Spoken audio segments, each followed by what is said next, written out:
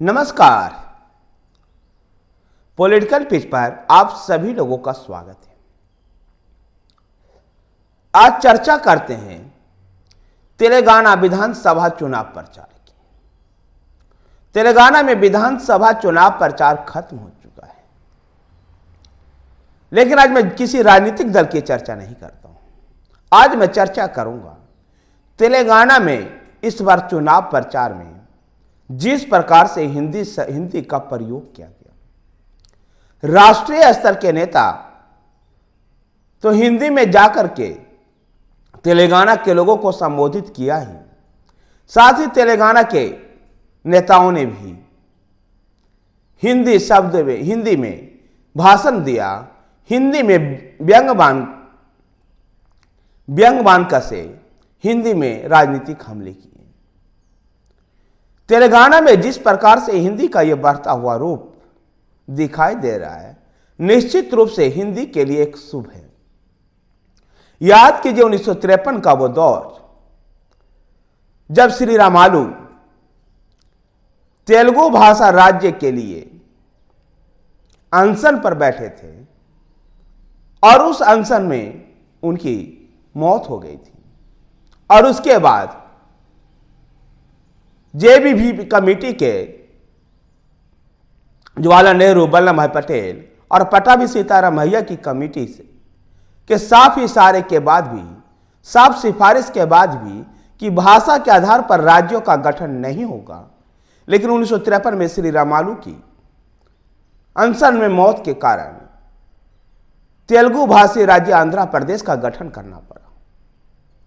उसी आंध्र प्रदेश का एक हिस्सा है, उसी आंध्र प्रदेश से एक अलग हुआ है 2014 में तेलंगाना। इस तेलुगु भाषी राज्य में हिंदी जिस प्रकार से 2023 के विधानसभा चुनाव प्रचार में प्रयोग किया गया, आरोप प्रत्यारोप प्रत्येक नेताओं के द्वारा व्यंग्यबान कसे गए, ये सभी हिंदी में कसे जा रहे थे। संभवतः तेलंगाना के नेताओं ने भी इस बात को महसूस किया होगा कि अपनी बातों को राष्ट्रीय स्तर तक पहुंचानी है, राष्ट्रीय मीडिया में चर्चा करवानी है, दिल्ली तक के भी हम अपनी चर्चा करवानी है, तो हिंदी में बोलना होगा। भारत राष्ट्र समिति के नेताओं ने भी, जो एक क्षेत्रीय पार्टी है, उन्होंने भी हिंदी में भाषण दिया। के चंद्रशेखर राव, उनके बेटे NTR, उनकी पुत्री के कविता और तमाम बड़े नेता हिंदी में व्यंग्यबान कसते हुए दिखाई दिए। राष्ट्रीय स्तर के नेताओं ने भी आंध्र प्रदेश में जाकर के हिंदी में जोरदार भाषण दिया, चाहे वो नेता कांग्रेस के हों या भारतीय जनता पार्टी के हों। राहुल गांधी, प्रियंका गांधी, मल्लिकार्जुन खड़गे जहां कांग्रेस से लगातार दौरा किए तेलंगाना में, वहीं भारतीय जनता पार्टी से प्रधानमंत्री नरेंद्र मोदी, गृह मंत्री अमित शाह, रक्षा मंत्री राजनाथ सिंह, भारतीय जनता पार्टी के अध्यक्ष JP नड्डा, अन्य कैबिनेट मंत्री अनुराग ठाकुर, स्मृति ईरानी, उत्तर प्रदेश के मुख्यमंत्री योगी आदित्यनाथ, असम के मुख्यमंत्री हेमंता बिस्वा शर्मा, इन सब ने जाकर के तेलंगाना में जोरदार ढंग से हिंदी में भाषण दिया। कांग्रेस के प्रदेश अध्यक्ष रेवंत रेड्डी ने BRS का जो नामकरण किया भाजपा रिश्तेदार समिति, इसमें विशेष करके मैं रिश्तेदार और समिति शब्द के ओर इशारा करता हूं। तेलुगु डिक्शनरी में कहीं भी रिश्तेदार शब्द नहीं है और न ही समिति शब्द का प्रयोग है, लेकिन रेवंत रेड्डी जो कांग्रेस के प्रदेश अध्यक्ष हैं, वो तेलुगु में BRS का नामकरण ना करके हिंदी में इसके नामकरण करते हैं। वहीं भारत राष्ट्र समिति, जो पहले तेलंगाना राष्ट्र समिति थी, ने चुनाव से कुछ समय पहले अपना नाम को बदला और यह नाम का यह बदलाव भी हिंदी के बढ़ते प्रभाव के कारण है। गौरतलब है कि महात्मा गांधी ने 17 जून 1918 को दक्षिण भारत हिंदी प्रचार सभा का गठन किया था।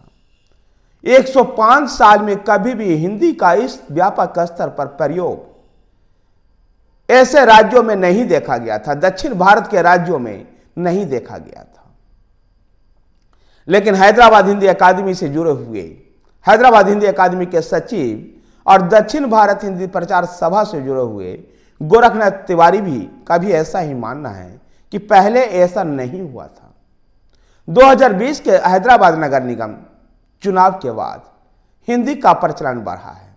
जिस प्रकार से योगी आदित्यनाथ ने हैदराबाद के नगर निगम के चुनाव प्रचार में और अब विधानसभा के चुनाव प्रचार में जाकर के हैदराबाद का नाम को बदल करके भाग्य नगर करने की बात करते हैं, उससे हिंदी का प्रचार प्रसार होना शुरू हुआ।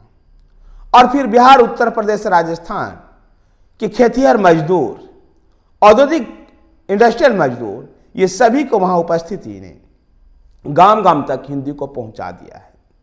ये हिंदी के प्रचार में, हिंदी के प्रसार के लिए यह शुभ संकेत है।